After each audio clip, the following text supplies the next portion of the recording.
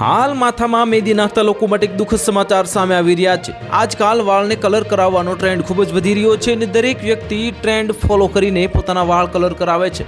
પરંતુ શું તમે જાણો છો કે આ મજા લેવામાં અને વાળને કલર કરાવવાથી હેલ્થને કેટલું મોટું નુકસાન થઈ શકે છે?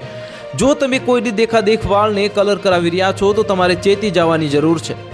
પહેલા નુકસાન એ છે કે હેર કલરના ઉપયોગથી વાળનો નેચરલ કલર ખોવાઈ જાય છે અને હેર કલરમાં એમોનિયા અને પેરોક્સાઇડ વધારે પ્રમાણમાં હોય છે, જે વાળનું નેચરલ પિગમેન્ટ દૂર કરે છે, વાળ નબળા પડે છે અને તૂટવા લાગે છે।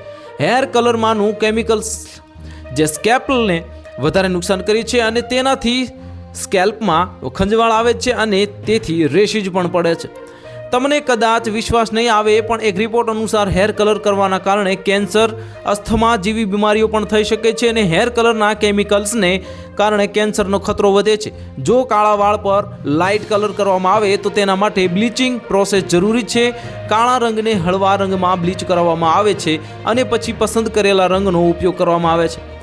તેનાથી વાળને બેવડું નુકસાન થાય છે અને કલર કરતા પહેલા એ વાળ જાણવું જરૂરી છે કે કઈ પદ્ધતિઓ ઉપલબ્ધ છે અને તે વાળને કેવી રીતે અસર કરે છે।